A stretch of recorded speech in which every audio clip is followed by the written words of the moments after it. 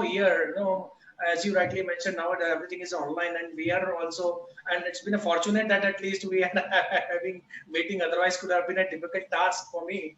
So, what would be your content strategy? Understanding now things have been thoroughly online, for a brand. Absolutely. See, what pandemic did is it shrunk or contracted the economy, global economy by 4.4%, the last number that I have. But at the same time, it helped us globally to push the digital transformation in all the businesses. So it all accelerated the different ways of doing business. Now, when the businesses are getting done in different ways, as marketeers or as people who are behind the brand, taking care of the brand and then going to the customers, we all had to learn a lot of things which are new. I could not visualize my home a year ago without Alexa. And today, usually in all the homes, you have Alexa, right? I'm so sorry. Alexa is a part of your homes, right? So when you say gizmo, it is not going to be a phenomena or something that is happening as a trend. It is going to be live. You're Right. talking about smart homes now. You're talking about smart services now. You're talking about customer journeys that are just on the phone now, right? You're getting your food through Zomatos and Swiggy in the most easiest way. And that's how the business transformation has happened. So Gizmo is not a trend, is what I'm trying to say. Gizmo is going to be a part of life. You have Elon Musk thinking of taking us to Mars and shifting us there. So that's how the world is going to move. And AI has already disrupted lives. AI has already disrupted businesses. So it is very crucially important. And when I speak to students also, I feel that as of now, the studies are not doing as much as justice. So thanks to platforms like yours, where we can come and talk about our own challenges that we are facing because of lack of ways of learning things immediately in a faster way or coming on platter. We have to go and search. I 20 years ago when I started, I knew I had to do MBA. But today, the students are very confused. Okay, if I have to do digital marketing course, where do I need to do? How is the marketing profile today? Right. Right. It by a bot who is looking at my CV because a lot of bots are actually profiling your CV before it reaches the recruiter. So knowing digital ways of living in today's time is going to be crucial. That's right. That's right. You rightly mentioned that this the transformation has been a fast, quite fast, in fact. Right. So, taking a little diversion here, uh, uh, what is easy according to you? Building a product or scaling it up with a vision? That's an interesting question. There's nothing easy. Sam, there's nothing That's obvious. easy. That's obvious. That's obvious. So, See, I put it this way. If you're building a product, then ultimately, what is your goal? You're not building to submit in your college as a submission, right? You're building a product because you want to make money out of it. absolutely. So my learning has been that you might be having a very kick-ass idea, but it is very important to have that whiteboard where you put that idea, the execution plan, and what you want to achieve, and whether the environment system is going to support that achievement or no. As entrepreneurs or startups, the most important thing, and today, even as marketeers, we think like that. We think like startups because ultimately we have to give back the ROIs to the departments, the ROIs to the salespeople, the ROIs to the management. It is extremely important to look at your product because a lot of people can have ideas True. and execution capabilities and building that entire change till the end and looking at it as if it's a third party, you know, cynical, critical evaluation that we have to do. We are very attached to ideas. As a marketer, I have been attached to my ideas where I don't want, my baby is the best. That's the world. That's how the Absolutely. world works. But it is important to put the baby in front and say, okay, how does this baby look in front of the world?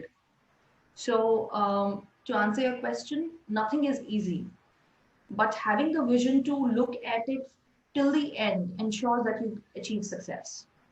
Yeah, I think that's the fundamental. I think you have touched the basics at the end. So I think with that we can have a good clarity. Wonderful, wonderful. Taking a little further to that, because I have been reading a profile about the myuniverse.co.in that you were engaged from the started up. So how one should build a product. What are the things that one should take care of before jumping up that I need to do something to build a product.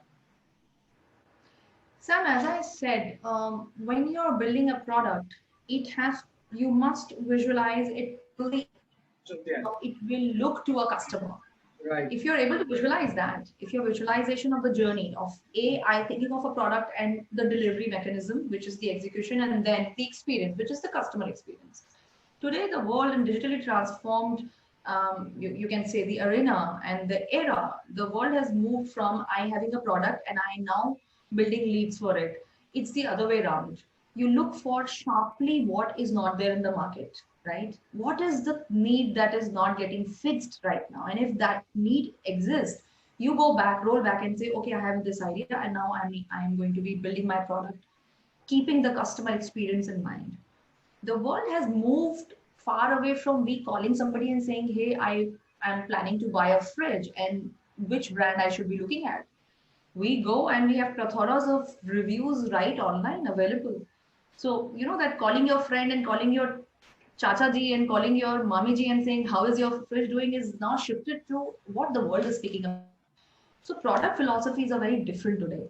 Right. And especially in the BFSI sector, the product differentiation is very bleak, unfortunately, you know, because of the regulations and because of how financial products are seen in the market. So ultimately, it comes down to service levels.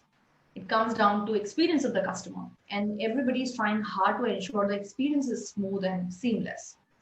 That's right. That's right.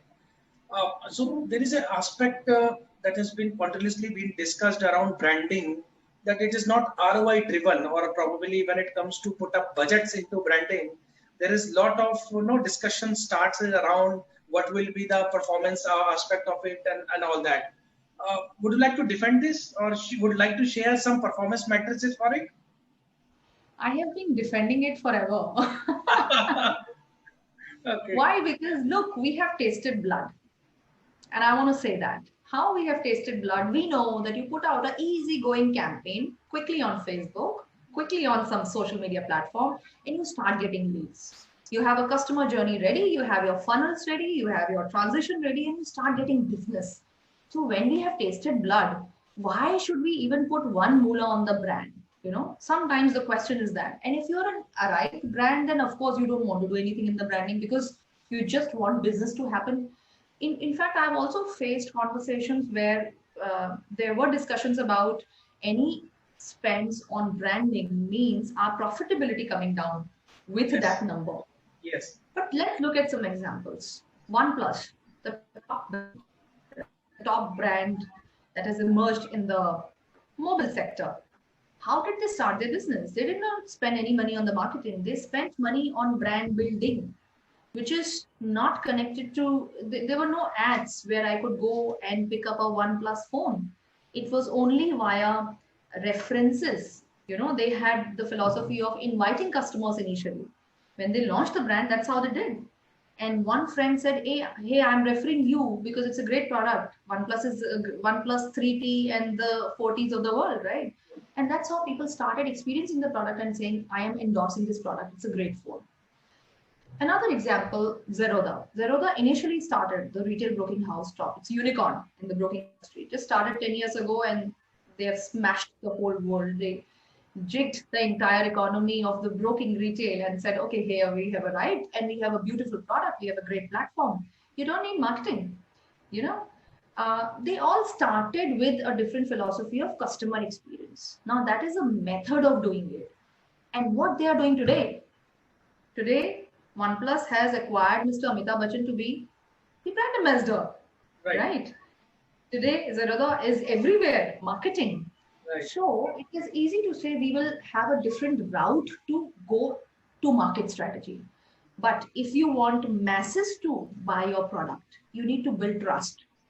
You build trust not by having customer base, but by third parties giving brand endorsements to you, be it customers, be it celebs, be it influencers in today's world. Right.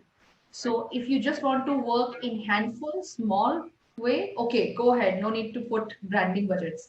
But if you want a mass game, you want to be a number one brand, then you have to earn trust. That comes with branding strategies. That's right. Perfect.